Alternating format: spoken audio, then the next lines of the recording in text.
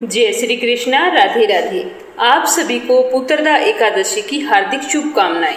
आज अपने सुनेंगे सावन माह के शुक्ल पक्ष में आने वाली एकादशी की संपूर्ण व्रत कथा। तो इसके लिए आपको भगवान श्री हरि विष्णु और माता लक्ष्मी की फोटो के आगे एक घी का दीपक जलाना है और बाद में हाथ में चीनी के दाने या मिश्री के दाने लेकर बैठ जाना है और पास में एक कलश पानी का भी भरकर रख लें और माथे में तिलक कर लें।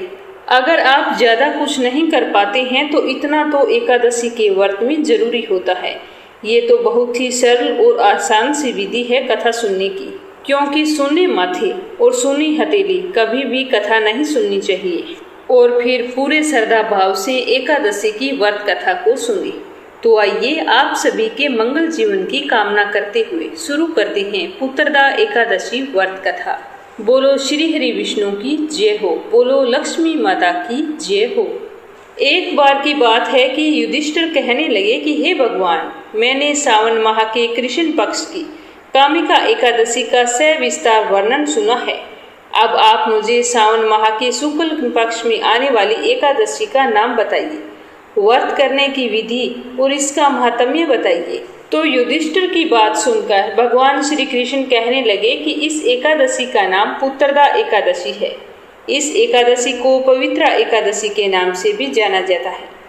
पुत्रदा एकादशी का व्रत करने वाले व्यक्ति को पूजा के बाद सावन पुत्रदा एकादशी की व्रत कथा अवश्य सुननी चाहिए। ऐसा करने से ही व्रत का पूरा फल हमें प्राप्त होता है और हमारी समस्त मनोकामनाएं हैं जो पूरी होती है। तो अब मैं आपको इस कथा के बारे में सुना रहा हूँ, तो आप शांति पूर्वक पूरी श्रद्धा से इस कथा को सुनना। इसके सुनने मात्र से ही यज्ञ के फल के बराबर ही हमें पुण्य फलों की प्राप्ति होती है। द्वापर युग के आरंभ में महिष्मती नाम की एक नगरी थी, जिसमें महिजीत नाम का एक राजा राज्य करता था। लेकिन पुत्रहीन होने के कारण राजा को राज्य का सुख नहीं लगता। उसका मानना था कि जिसके संतान ना हो उसके लिए यह लोक और परलोक दोनों ही दुखदायक होते हैं। तो यह सोच कर राजा बहुत ही दुखी रहा करता था। राजा पुत्र सुख की प्राप्ति के लिए अनेकों उपाय किए, फिर भी राजा को पुत्र की प्राप्ति नहीं हुई। जैसे जैसे सालों बीतते गए राजा वृद्ध होने लगे। तो राजा ने एक दिन प्रजा के प्रतिनिधियों को बुलाकर कहा कि हे प्रजाजनों, मेरे खजाने में अन्याय से कमाया हुआ धन नहीं है, ना ही मैंने कभी देवताओं से या ब्राह्मणों का धन छीना है, ना मैंने किसी दूसरे की धरोहर ली है। मैंने पूरी प्रजा का पालन अपने पुत्र के समान किया है। मैंने कभी भी किसी निर्दोष को सजा नहीं दी है और ना ही मैंने किसी से घृणा की है। मैंने हमेशा सभी को सम्मान माना है। मैं सज्जनों की सदा पूजा करता हूँ। इस प्रकार धर्म युक्त राज्य करते हुए भी मेरे पुत्र नहीं हैं, तो मैं बहुत ही दुख भोग रहा हूँ। इसका क्या कारण है, आप लोग मुझे बताएं। तो राजा को इस तरह दुखी देखकर वहां पर उपस्थित सारे लोग बहुत ही दुखी हुए और वो सोचने लगे कि राजा का दुख कैसे दूर किया जाए।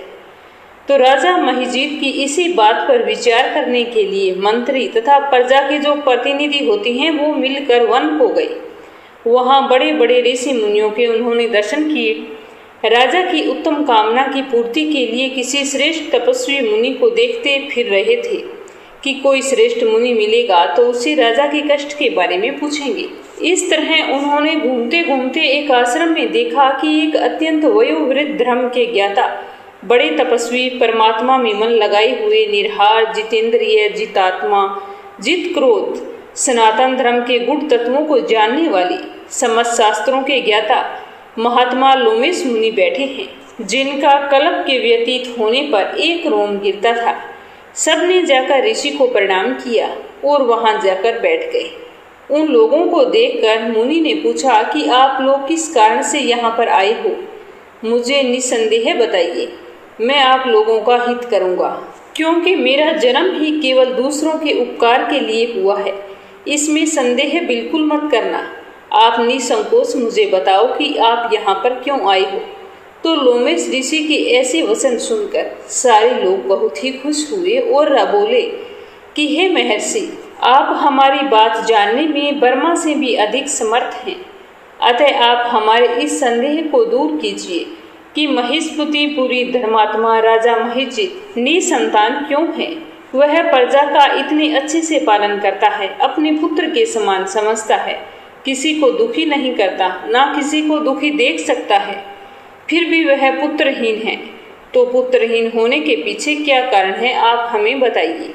आज हम सब आपसे यह जानना चाहते हैं, क्योंकि हम लोग उनकी प्रजा हैं और हम अपने राजा के इस दुख से बहुत ही दुखी हैं।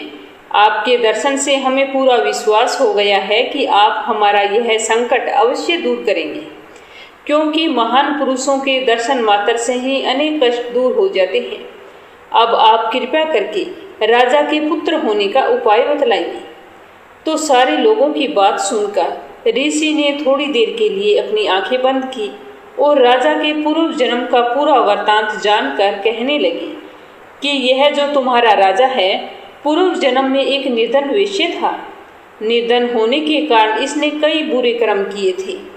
यह एक गांव से दूसरे गांव में व्यापार करने जाया करता था। एक समय की बात है कि ज्येष्ठ मास के शुक्ल पक्ष की द्वादशी तिथि के दिन दोपहर में यह 2 दिन से भूखा प्यासा था। तभी एक जलाशय पर यह पानी पीने के लिए गया। उसी समय वहां पर एक तत्काल ब्याई हुई गाय, जो बहुत ही प्यासी थी, वो पानी पी रही थी। तो राजा ने उस प्यासी गाय को जल पीने से हटा दिया और स्वयं जल पीने लगी। इसीलिए राजा को यह दुख सहना पड़ रहा है। एकादशी के दिन भूखा रहने से वह राजा बना और प्यासी गौ को जल पीने से हटा दिया, तो उसकी वजह से इसे पुत्र वियोग का दुख सहना पड़ रहा है। तो महर्षि की ऐसी बात सुनकर सारे लोग कहने लगे कि हे ऋषिवर, शास्त्रों में पापों का प्रायश्चित भी लिखा है। अतः आप जिस प्रकार राजा के पाप कर्म बताए हैं, तो उसी तरह ऐसा उपाय भी बताइए जिससे हमारे राजा के सारे पाप नष्ट हो जाएं। तो यह सुनकर लोमेश मुनि कहने लगे कि सावन शुक्ल पक्ष की एकादशी है, जिसे पुत्रदा एकादशी के नाम से जाना जाता है। तुम सब लोग व्रत करो और रात्रि में जागरण भी करो, तो इससे राजा के यह पूर्व जन्म का पाप अवश्य नष्ट हो जाएगा, साथ ही राजा को पुत्र की प्राप्ति भी होगी। तो लोमेश ऋषि की ऐसे वचन सुनकर मंत्री और सारी प्रजा वापिस लौट आई और बहुत ही खुश हुई। और जब सावन का महीना आया, शुक्ल पक्ष की एकादशी आई, तो ऋषि के बताए अनुसार सबने पुत्रदा एकादशी का व्रत किया, व्रत कथा सुनी और रात्रि को जागरण किया। और दूसरे दिन द्वादशी के दिन इस व्रत का पुण्य फल राजा को दे दिया। तो इस व्रत के पुण्य प्रभाव से राजा के घर बहुत ही सुंदर संतान ने जन्म लिया। वह बहुत ही बुद्धिमान और जितेंद्रिय था। इस प्रकार एकादशी के व्रत से राजा पुत्रवान हुआ। इस तरह युधिष्ठिर को कथा सुनाते हुए भगवान श्री कृष्ण कहते हैं कि जो भी व्यक्ति संतान की कामना रखता है, वो पुत्रदा एकादशी का व्रत अवश्य करे। इसको करने से उसे संतान की प्राप्ति अवश्य होगी और साथ ही उसके सारे पाप भी नष्ट हो जाएंगे।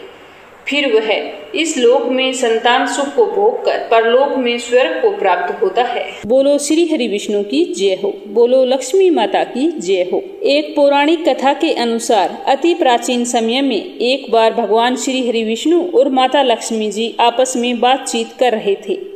भगवान विष्णु ने माता लक्ष्मी जी से कहा कि हे प्रिय, देखो मनुष्य में मेरी भक्ति कितनी बढ़ गई है। सारे लोग सदा ही नारायण नारायण का जाप करते रहते हैं। मुझे तो यह देखकर बहुत ही खुशी होती है। तो माता लक्ष्मी ने भगवान श्री हरि विष्णु की बात सुनकर कहा कि हे प्रभु, यह सब भक्ति आपको पाने के लिए नहीं बल्कि मुझे प्राप्त करने के लिए करते हैं। तो लक्ष्मी माता की बात सुनकर श्री हरि विष्णु ने कहा कि देवी, आपको ऐसा क्यों लगता है? ये सारे लोग लक्ष्मी लक्ष्मी का जाप थोड़े ना करते हैं, ये तो सारे नारायण नारायण करते हैं, यानी कि ये मुझे पाना चाहते हैं। तो श्री हरि विष्णु की ये बात सुनकर माता लक्ष्मी ने कहा कि प्रभु, यदि आपको मेरी बात पर विश्वास नहीं है तो आप परीक्षा लेकर देख सकते हैं। तो माता लक्ष्मी के कहने पर भगवान श्री हरि विष्णु ने एक ब्राह्मण का रूप धारण किया और धरती पर आ पहुँचे। वहाँ पर एक नगर में जाकर एक धनी साहूकार के द्वार पर पहुंच गए। तो साहूकार ने उसे प्रणाम करके भिक्षा डालनी चाहिए। तो ब्राह्मण का रूप धारण किए भगवान श्री हरि विष्णु ने कहा कि मैं एक ब्राह्मण हूँ और भगवान विष्णु का पक्का भगत हूँ। मैं आपके नगर में भिक्षा मांगने के लिए नहीं आया हूँ, बल्कि मैं तो आपके नगर में कुछ दिन भगवान विष्णु की कथा और भजन कीर्तन करने की इच्छा से आया हूँ। अगर आप सुनने की इच्छा रखते हैं तो मेरे लिए निवास स्थान का प्रबंध कर दो। तो ब्राह्मण की बात सुनकर साहूकार ने कहा कि हाँ हाँ, क्यों नहीं, मैं तो स्वयं भगवान विष्णु का पक्का भगत हूँ। यह कहकर साहूकार ने ब्राह्मण को अपने घर पर निवास करने के लिए कहा और अपने कुछ लोगों को भजन कीर्तन की व्यवस्था करने के लिए बोल दिया।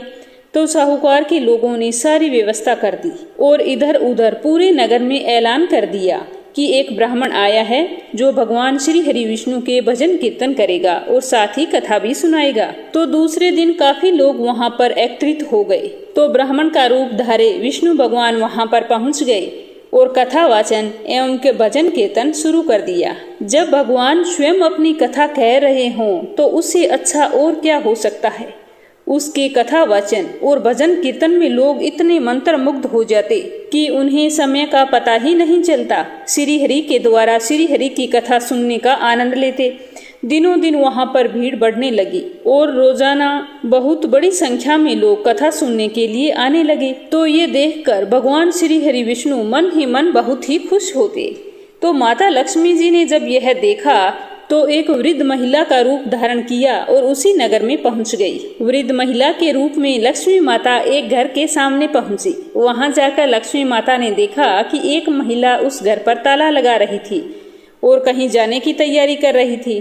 तब लक्ष्मी माता ने उस महिला को रोक कर कहा कि पुत्री, मुझे प्यास लगी है, थोड़ा सा पानी पिला दो।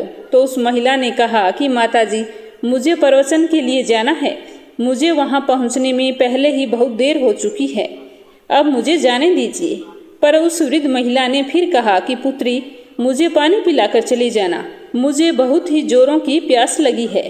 तो उस महिला को उस वृद्ध महिला पर दया आ गई और उसने ताला खोलकर लोटा भरकर पानी लाई और उस वृद्ध महिला को लोटा दे दिया। जैसे ही लक्ष्मी माता ने पानी पीकर लोटा वापस दिया तो वो लोटा तो सोने का हो गया। यह देखकर वो महिला तो आश्चर्य से भर गई और सोचने लगी कि ये चमत्कार कैसे हुआ। और वो उस वृद्ध महिला से मनहार करने लगी कि माताजी, आपको भूख लगी होगी, भोजन करके जाना, आप कहो तो मैं भोजन लगा देती हूँ। और साथ ही साथ मन में ये भी सोच रही थी कि जब मैंने पानी के लिए लोटा दिया तो वो लोटा सोने का हो गया। अगर यह वृद्ध महिला मेरे घर भोजन करेगी तो सारे बर्तन सोने के हो जाएंगे। परंतु उस महिला ने मना कर दिया और कहा कि पुत्री, तुझे प्रवचन के लिए देरी हो रही है, तू प्रवचन के लिए चली जा। तो वह महिला उस वृद्ध महिला के कहे अनुसार प्रवचन के लिए चली तो गई, परंतु उसका मन आज वहां पर नहीं लग रहा था। उसने प्रवचन में आई अन्य महिलाओं को भी उस घटना के बारे में बताया कि कैसे आज एक वृद्ध महिला आई जिसको पानी पीने के लिए मैंने लोटा दिया तो वो लोटा सोने का हो गया। जब महिलाओं ने सुना तो 1 से 2, 2 से 4 सारी महिलाओं में ये बात फैल गई। कुछ महिलाएं तो ये सुनते ही प्रवचन को बीच में ही छोड़कर उस वृद्ध महिला की खोज में निकल पड़ी। जैसे जैसे सबको उस महिला के बारे में पता चला तो सारे उस महिला को ढूंढने लगे। जिस किसी को भी वह वृद्ध महिला मिलती तो सारे उसकी सेवा में व्यस्त हो जाते। इसी कारण से प्रवचन में जाना लगभग सारे लोगों ने छोड़ दिया। इस प्रकार प्रवचन में आने वाले लोगों की संख्या प्रतिदिन कम होते होते बिल्कुल कम हो गई। लोगों की बातें सुनकर और दिन प्रतिदिन प्रवचन में आने वाली भीड़ को कम होता देखकर भगवान समझ गए थे कि लक्ष्मी जी इस नगर में आ पहुंची है।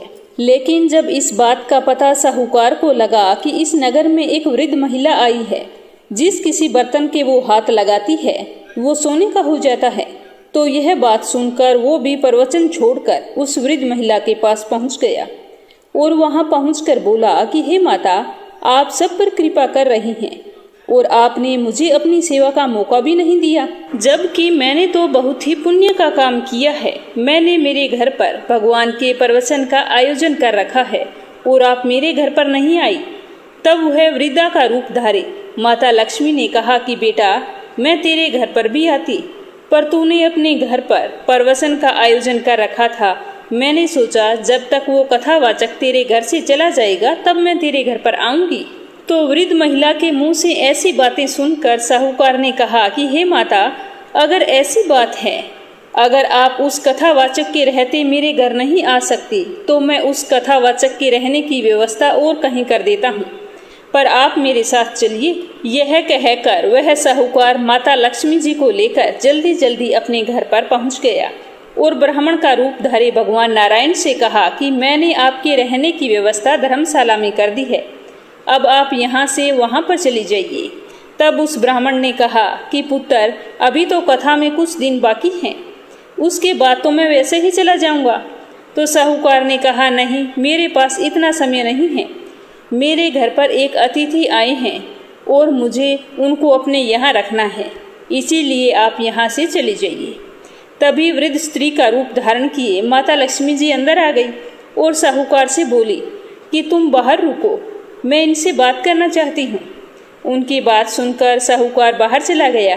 तब माता लक्ष्मी जी ने भगवान विष्णु से कहा कि प्रभु, देख लीजिए, यह लोग आपकी भक्ति तो करते हैं पर आपको पाने के लिए नहीं बल्कि मुझे पाने के लिए करते हैं, अब तो आप मेरी बात मानेंगे। तब भगवान विष्णु ने कहा कि देवी, आपकी बात सत्य है, किंतु एक सत्य बात यह भी है कि आप भी यहाँ इसीलिए आई हैं क्योंकि यहाँ पर मेरी भक्ति हो रही थी।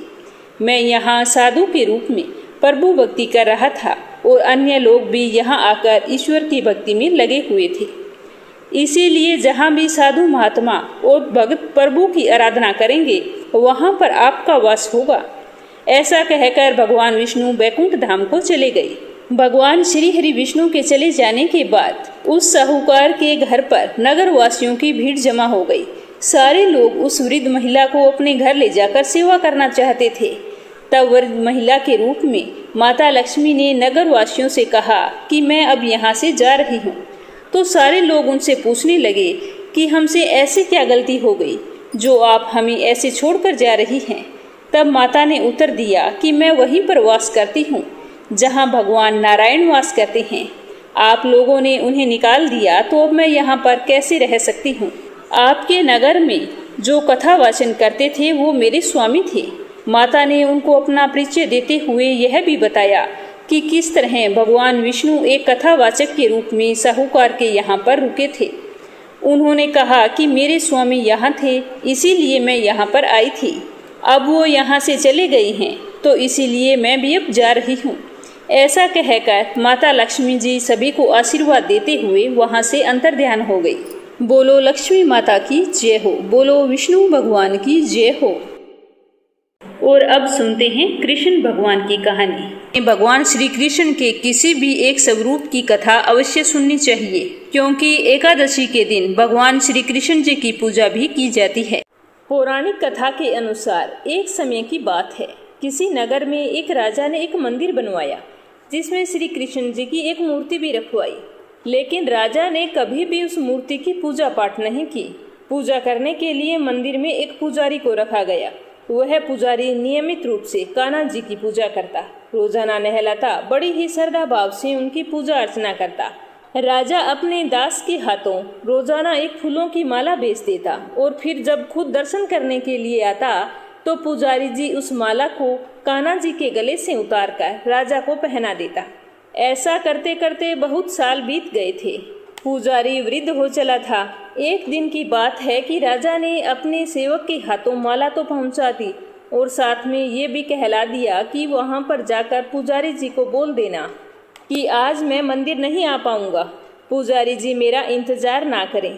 तो सेवक वहां पर आया और माला देकर पुजारी जी से जैसे राजा ने कहा था वो सब कुछ कहकर वापिस चला गया। तो पुजारी जी ने तो हमेशा की तरह कन्हैया जी की पूजा की और फिर उसे वो माला पहना दी। लेकिन जब शाम हुई तो पुजारी जी सोचने लगे कि आज इस माला को उतार कर क्या किया जाए, ये माला किसे पहनाऊं। सोचते सोचते पुजारी जी ने सोचा कि क्यों न आज ये माला मैं स्वयं पहन लूं। वैसे भी मेरी उम्र हो चली है, पता नहीं कब जीवन का अंत हो जाए। इतना सोचकर पुजारी जी ने माला उतारकर अपने गले में डाल ली। पुजारी जी ने जैसे ही वो माला अपने गले में डाली तो उसे बहुत ही अच्छा महसूस हुआ। वो तो बहुत ही खुश हो गई, उनका रोम रोम खिल उठा। लेकिन इतने में ही सेवक आ गया और उसने बताया कि राजा की सवारी मंदिर में पहुंचने वाली है। राजा की बात सुनकर पुजारी जी तो बहुत ही डर गया। उसकी सारी खुशी एक पल में गायब हो गई। उसने सोचा कि अगर राजा ने उसे देख लिया तो आज वो मुझे मरवा ही डालेंगे। तो उसने आनन फानन में माला वापस उतार कर कन्हैया जी को पहना दी। थोड़ी देर में राजा अंदर आए तो पुजारी जी ने हमेशा की तरह कान्हा जी के गले से माला उतारकर राजा को पहना दी। लेकिन राजा का ध्यान अचानक से उस माला पर चिपके एक सफेद बाल की ओर गया। तो बस फिर क्या था, राजा क्रोधित हो उठे और गुस्से में पुजारी से कहा कि ये माला पर सफेद बाल कहाँ से आया। तब राजा की बात सुनकर पुजारी तो डर गया और डर के मारे अचानक से बोल पड़ा कि ये तो कन्हैया जी का बाल है। तो ये सुनकर तो राजा और भी क्रोधित हो गए, क्योंकि कान्हा तो भगवान है और उनके बाल सफेद कैसे हो सकते हैं। तो राजा ने गुस्से में कहा कि मैं कान्हा जी के बाल देखना चाहता हूँ, इनका तुरंत मुकुट उतारा जाए। तो राजा की बात सुनकर पुजारी जी ने कहा कि ये तो श्रृंगार के वक्त ही उतारा जाता है, इससे पहले कान्हा जी का मुकुट नहीं उतारा जाता। तो पुजारी की बात सुनकर राजा ने कहा कि ठीक है, कल श्रृंगार के समय मैं खुद आऊंगा और देखूंगा कि कान्हा जी के बाल सफेद हैं या नहीं, या तुम झूठ बोल रहे हो। अगर तुम झूठे निकले तो तुम्हें फांसी की सजा दी जाएगी। यह कहकर राजा वहां से चले गए। पुजारी जी का तो बुरा हाल हो गया। वो सोचने लगे कि अब किया जाए तो क्या किया जाए, अब तो मेरा मरना तय है। काश मैं वो माला अपने गले में ना डालता तो आज मेरे लिए इतनी बड़ी मुसीबत ना आती। यह सोचते सोचते वह रोने लगा।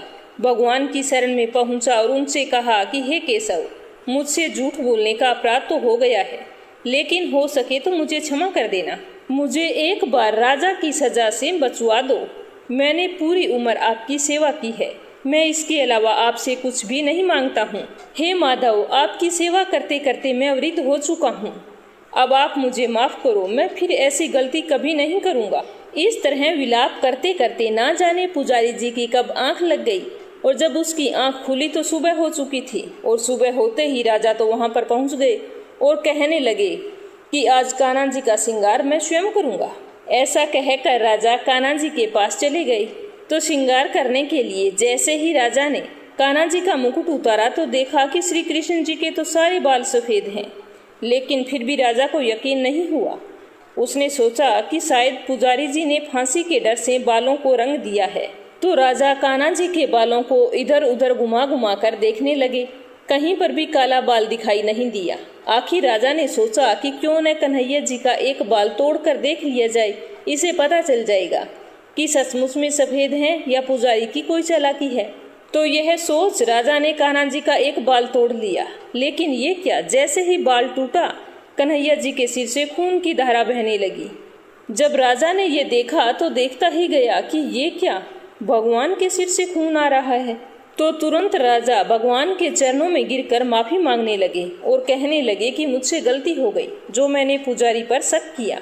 तभी श्री कृष्ण जी की मूर्ति से आवाज आई कि हे राजन, तुमने मुझे केवल मूर्ति मात्र ही समझा है, इसीलिए आज से मैं तुम्हारे लिए केवल मूर्ति मात्र ही रहूंगा। लेकिन पुजारी ने सच्चे मन और पूरी श्रद्धा से मेरी भक्ति की है, इसीलिए उसकी अनन्य भक्ति को देखकर मुझे अपने बाल सफेद करने पड़े। इसीलिए जो कोई व्यक्ति मेरी पूजा पाठ करे, मेरी भक्ति करे, तो शक या संदेह ना करे।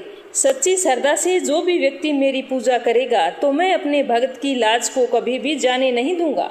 मुसीबत आने पर हर समय उसके साथ तैयार खड़ा रहूंगा। इतना कहकर कृष्ण कन्हैया तो चुप हो गए।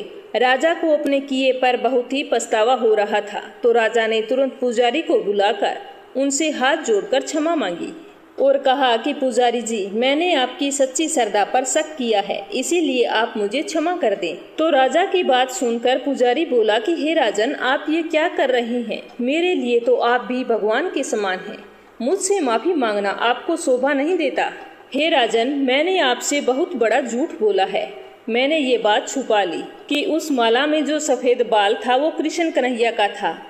नहीं राजन, वो माला उस दिन मैंने अपने गले में डाल ली थी और डर के मारे आपसे झूठ बोल दिया। हे राजन, आप जो भी सजा दोगे मैं भुगतने के लिए तैयार हूँ। तो पुजारी की सारी बात सुनकर राजा ने कहा कि हाँ, सजा तो तुम्हें जरूर मिलेगी, आज और अभी मिलेगी। यह कहकर राजा ने कृष्ण कन्हैया के गले से माला उतारकर पुजारी के गले में डाल दी और कहा कि आज के बाद रोजाना ये माला तुम्हारे गले में होनी चाहिए। इस माला के हकदार तुम हो, मैं नहीं। तुमने सच्ची श्रद्धा से कृष्ण कन्हैया की पूजा की है।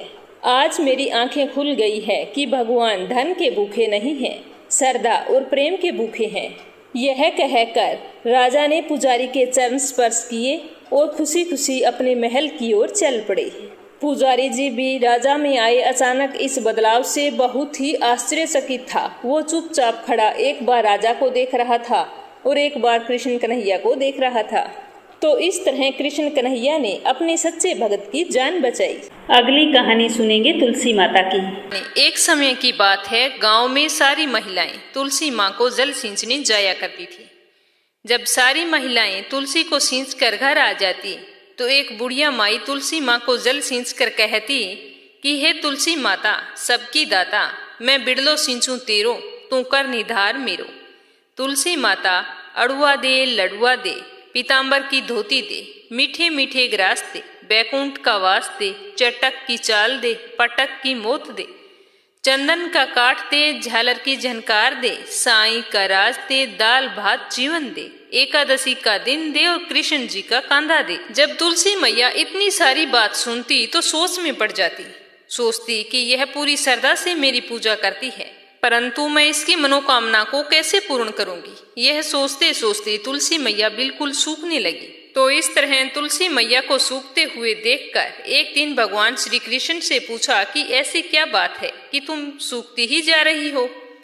तो तुलसी माँ ने बताया कि रोजाना एक बुढ़िया मेरे पास आती है, जल सींचकर पूरी श्रद्धा से इतनी बात मुझे कह जाती है, इस बुढ़िया को मैं सब कुछ दे सकती हूँ, पर आपका कंधा कहाँ से दूंगी।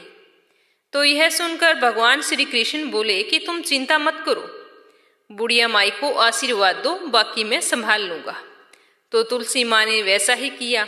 तो वह बुढ़िया रोजाना जल सींचने आती और रोजाना वही कर्म दोहराती। तो तुलसी माता उसे आशीर्वाद दे देती।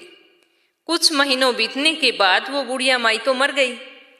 जैसे ही उसके घर वाले उसे उठाने लगे तो वो इतनी भारी हो गई कि किसी से भी उठाई नहीं जा रही थी। तो कोई कहने लगा कि पाप गांठ की माला फेरती थी, जिसकी वजह से इतनी भारी हो गई। कोई कहता था कि इतने पुण्य धर्म करती थी, फिर भी इतनी ना जाने भारी कैसे हो गई। पर समझ में किसी के कुछ भी नहीं आ रहा था। तभी भगवान श्री कृष्ण एक ब्राह्मण का भेष बनाकर वहां आते हैं और पूछते हैं कि तुम लोग यहाँ पर इकट्ठे क्यों हुए हो। तो सारे लोग कहते हैं कि ये बात है, एक बुढ़िया है बिल्कुल मरियल सी, जो आज इतनी भारी हो गई है कि किसी से भी उठाई नहीं जा रही। तो ब्राह्मण का भेष धारे भगवान श्री कृष्ण बोले कि मैं हाथ लगाकर देखता हूँ, शायद मुझसे उठाई जा सके। तो सारे हंसने लगे कि इतने सारे लोग लगे हैं, फिर भी बुढ़िया इतनी भारी है, तुम एक कैसे उठा लोगे। तो किसी बड़े बुजुर्ग ने कहा कि देखने में क्या जाता है। कहा कि ठीक है, तुम जाओ देखो। तो जैसे ही श्री कृष्ण भगवान बुढ़िया के पास गए तो बुढ़िया के कान में कुछ कहने लगे, कुछ इस तरह से कि माई तू बिड़ला सिंचा मेरा, मैं करूंगा निधार तेरा। बुढ़िया माई अड़ुआ ले, लड़ुआ ले, पीताम्बर की धोती ले, मीठा मीठा भात ले, बैकुंठ का वास ले, चटक की चाल ले, पटक की मोत ले, चंदन का काठ ले, झालर की झनकार ले, साईं का राज ले, दाल भात का भोजन ले और श्री कृष्ण का कांधा ले। इतना कहते ही बुढ़िया माई तो बिल्कुल हल्की हो गई और श्री कृष्ण भगवान ने उसे झट से अपने कंधे पर उठाया और उसे मुक्ति प्रदान की। तो यह देखकर गांव वालों को बहुत ही आश्चर्य हुआ। हे तुलसी मैया, जैसा आपने उस बुढ़िया को दिया वैसा सबको देना। बुढ़िया को मुक्ति दी वैसी सबको देना। अंत काल में सबको आपका कंधा मिले, आशीर्वाद देना। तो चलिए अब सुनते हैं गणेश जी की कहानी, जो हर व्रत कथा के बाद में अवश्य सुननी चाहिए। बोलो गणेश गजानन की जय हो। एक गांव था जिसमें एक सेठ जी अपने परिवार के साथ रहा करते थे। सेठ जी का बहुत ही बड़ा कारोबार था। सेठ जी गणेश जी की पूजा में पूरा ही विश्वास रखते थे। बड़ी श्रद्धा भाव से गणेश जी की पूजा किया करते थे, जिसके कारण सेठ जी के घर में अन्न धन की कोई भी कमी नहीं थी। वो सदैव भरे रहते थे। उनके जीवन में कभी भी किसी प्रकार की कोई कठिनाई नहीं आई। नित्य प्रतिदिन नियम अनुसार वो रोजाना नदी पर स्नान करने जाते और आकर गणेश जी की पूजा करते, फिर उन्हें भोग लगाते, उसके बाद में ही स्वयं भोजन करते। लेकिन यह बात सेठानी को बिल्कुल भी अच्छी नहीं लगती। वो धार्मिक नहीं थी और ना ही ईश्वर में विश्वास रखती थी। एक बार सेठानी ने सोचा कि यह इतना गणेश जी को मानते हैं, गणेश जी की पूजा करने से क्या होता है, मैं तो मानती नहीं हूँ। आज देखती हूँ कि वो गणेश जी की पूजा कैसे करते हैं। तो यह सोचकर जब दूसरे दिन सेठ जी नदी पर स्नान करने के लिए जाते हैं तो सेठानी जी पीछे से गणेश जी की मूर्ति को उठाकर कपड़े से ढककर बगीचे में ले जाकर जमीन में दबा देती है। जब सेठ जी स्नान करके नदी से घर पर आते हैं तो देखते हैं कि गणेश जी की मूर्ति नहीं है मंदिर में। तो वो सेठानी से पूछते हैं कि गणेश जी की मूर्ति मंदिर में नहीं है, कहाँ गई? तो सेठानी बोलती है कि मुझे मालूम नहीं। सेठ जी ने घर में इधर उधर सारे मूर्ति को बहुत ढूंढा लेकिन मूर्ति तो नहीं मिली, तो मूर्ति को भोग नहीं लगा पाए। इसीलिए सेठ जी ने खुद भी अन्न जल का त्याग कर दिया और गणेश जी से प्रार्थना करने लगे कि हे प्रभु, मुझसे कौन सी गलती हो गई जो आप मुझसे नाराज होकर मुझे छोड़कर ही चले गए।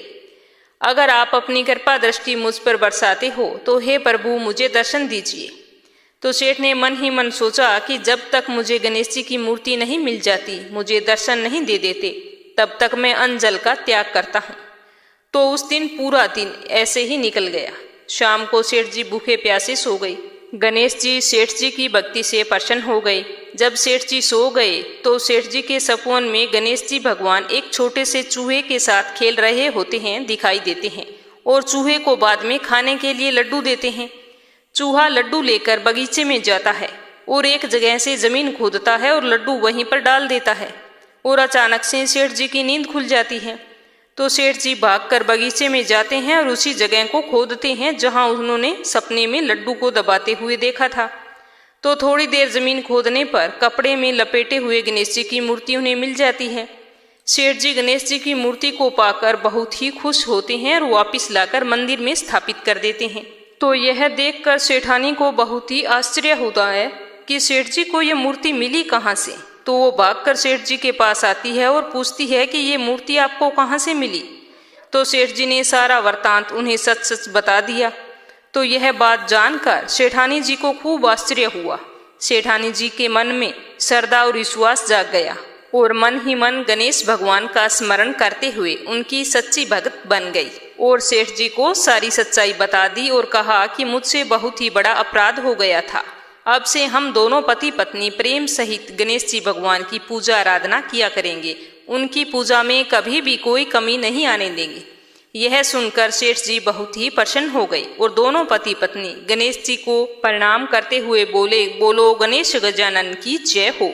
हे गणेश भगवान, जैसी कृपा आपने सेठ और सेठानी पर की वैसी हम पर भी करना। कहानी कहने वाले पर, कहानी सुनने वाले पर सभी की सारी मनोकामनाएं पूर्ण करना।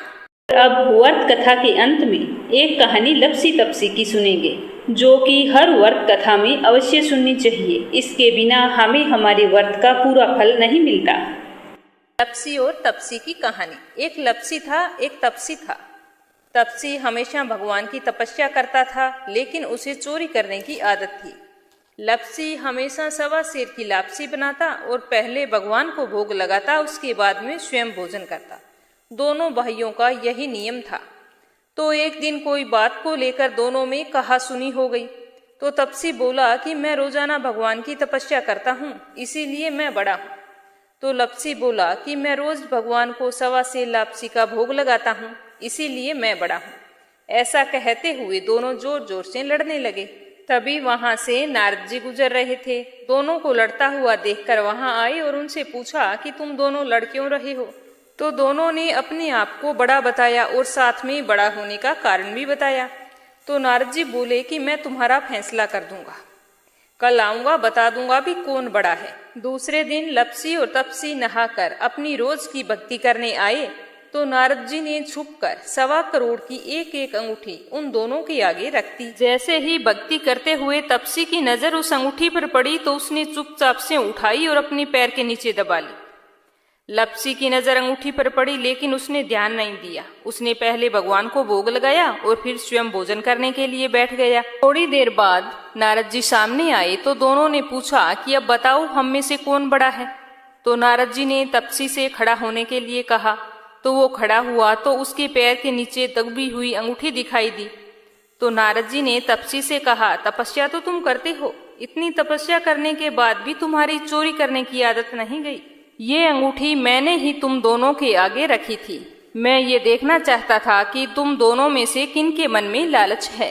तो तूने तो अंगूठी दिखाई पड़ते ही झट से अपने पैर के नीचे दबा ली। लेकिन लप्सी का ध्यान अंगूठी पर जाने के बाद भी लप्सी ने अंगूठी को ना ही उठाया और ना ही ध्यान किया।